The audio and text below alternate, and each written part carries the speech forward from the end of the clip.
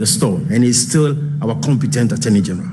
Having failed in all these endeavors, the NDC filed a motion for censure to remove Godfrey Dame from office as Attorney General soon after his appointment, but this also failed. The NDC have since his appointment held over 12 press conferences against the person of the Attorney General. What at all do the NDC want from this young man? The youngest Attorney General the country has ever produced is working in the best interest of the nation. Yet, these people will not let him rest. The latest allegation by Richard Japa, the third accused and an associate of Kesi Forson in this botched ambulance procurement transaction, is therefore only a further ploy contrived to curtail the prosecution of Atu Forson and smear the Attorney General's integrity and reputation. But this, I can assure you, will not work. We firmly believe that public officials, regardless of social standing, must be treated equally before the law, and they should be accountable for their use of public resources. Needless to say that the law is no respecter of persons. Ladies and gentlemen, the allegations by Richard Japa that the AG has on several occasions met him in private at odd hours and in person on phone to coax him to implicate the accused person is a complete variance with the prevailing facts. In fact, it is laughable. The attempt to selectively present facts without the whole is telling of the intentions of the third accused person. For the record, it is unacceptable that Johnson Asiedun Ketia will run a commentary over the alleged tape calculated to prevent Ghanaians and discerning people as such from making their own deductions and reasoned judgment. You saw him on radio behaving like a choir master. Again, even though from the screenshots displayed, the alleged conversation is supposed to last 26 minutes, the NDC schemed to play only 60 minutes. 16 out of 26. The question is, where is the rest of the tape? Even in respect of what was played, it is apparent that there are repetitions, overlaps, incoherence, voiceover, and distortions, demonstrating that the NDC has spent these past days distorting whatever tape they played. It is no wonder that even this afternoon, we are caught in the same trap anyway. Even this afternoon, instead of commencing the press conference at 2, they had to wait till about 3 o'clock because they were still doctoring. We haven't doctored. We are presenting to you.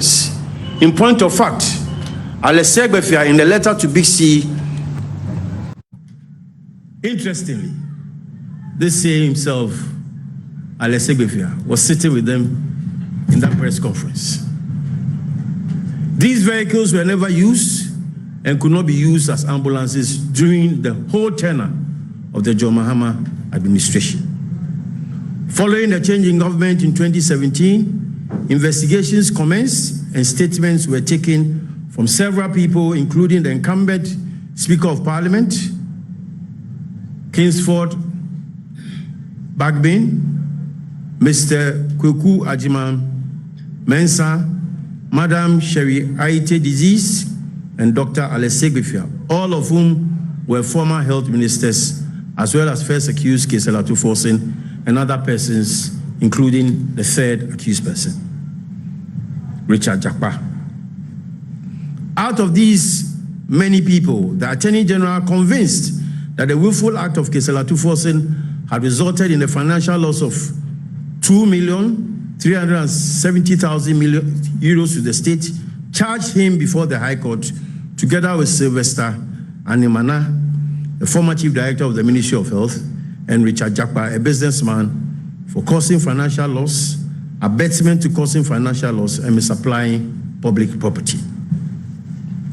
The proceedings before the High Court. Ladies and gentlemen, proceedings in this matter have run its full course since commencement in December 2021. The prosecution to prefer evidence against the first accused. With the load of evidence before the court, how can the Attorney General manipulate the third accused person? Indeed, if the prosecution had not made any case against Forson, the judge will not call upon them to open their defense. Let us throw those accusations in the dustbin of worthless material. Again, on the question of who initiated the meeting, even from the NDC's presentation, it is clear that if any meeting at all was called, it was mooted and initiated at the instance of the third accused person. We would like to put it on record that as of February 2022, when Jakpa requested for a meeting with the AG never met him and never made any arrangement to the Supreme Court Justice, Emmanuel Yoni-Kolendi. It was not until the AG was invited to the residence of His Lordship Justice Emmanuel Yoni-Kolendi in 2023 that he surprisingly met Richard Jakpa at his residence. We remain resolute and very firm in our minds that the Attorney General has never approached the accused person for any conversation, let alone request him to skew his testimony against first accused Kesi Forson.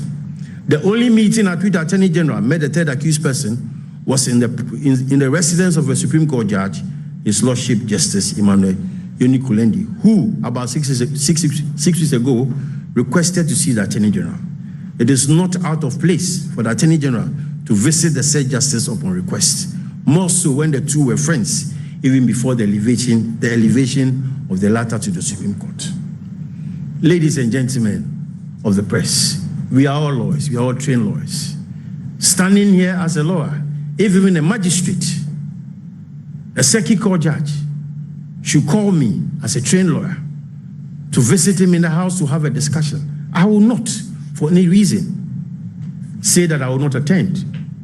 But that meeting should not lead me to abuse my professional oath and pervert justice. Lawyers and judges drink from the same bowl. The judges are lawyers before they became judges. So if a judge invites me to his house, what is offensive? And this is what the NDC wants to make capital out of. They have lawyers in their midst. Would they tell me that their lawyers never visit judges?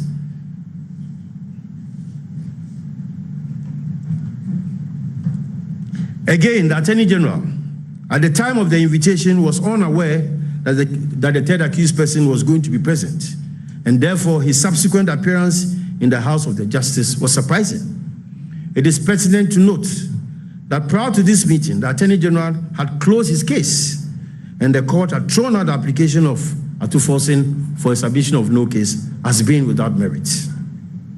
The third accused had also, by 4 different letters by his lawyers, requested and made proposals to the Attorney General for a plea bargain, which will see Big C, third accused principal, paid 2 million euros in exchange for the cessation of prosecution. This has been roundly rejected by the Attorney General. In fact, third accused, through his lawyers in the letter dated 16 May 2023, had indicated unequivocally that they were requesting a plea bargain, and following the rejection, I requested the AG for terms which the Attorney General will consider acceptable. The Supreme Court Judge, Justice Emmanuel Yoni-Kolendi, therefore sought to inquire whether there was room for a plea bargain, and the AG highlighted that he was not opposed, provided it was made in proper form, and assured third accused that he had nothing personally against any of the accused persons.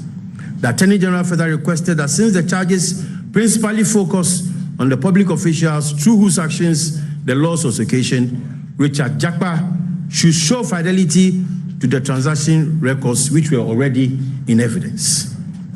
Finally, there is also a record that first accused himself, Kesi Forson, had, in the company of a senior parliamentarian, visited the AG in his house to plead with him to end the prosecution.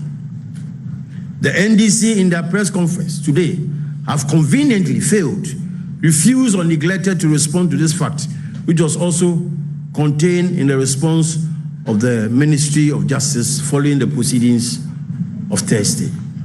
Why will Forson go to the Attorney General to beg for a discontinuance of his prosecution and the same person will, through another video, say that the Attorney General is persecuting him. You can make the inference yourself. You are the best judges.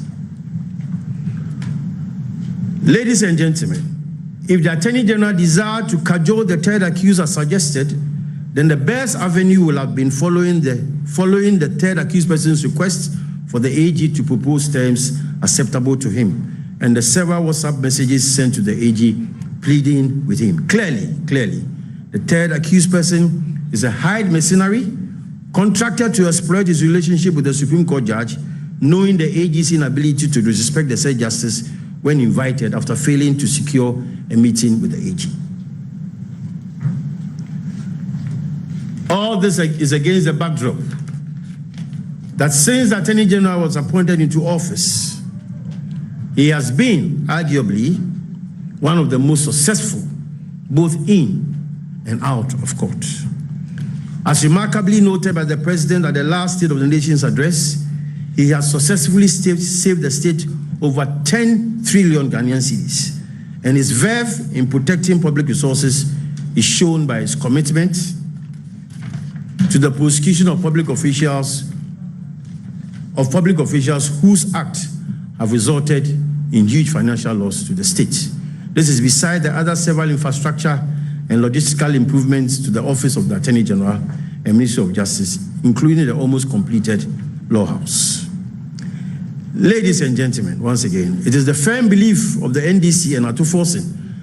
If it is the firm belief of the NDC and Forson that no loss had occasioned the state from its conduct, then they should just remain faithful to our judicial system and seize these malicious orchestrations targeted at bastardizing our judicial system and to prevent him minds that the cause for the resignation of the Attorney General is misplaced, unwarranted, and this will not put any spokes in the prosecution of Kesi Forson and his associates. Ladies and gentlemen, the call for the resignation of the Attorney General coming from the NDC is very, very rich. The NDC calling on the Attorney General to resign from office. That is rich Ghanaians. The AG will not resign. He will continue to remain witty, resolute, and focused in the delivery of his work, as he does always. The wheels of justice, we say, grind slowly, but eventually it will grind to a halt. Thank you once again for coming to listen to us on such short notice. God bless our homeland, Ghana, and make her great and strong. Thank you.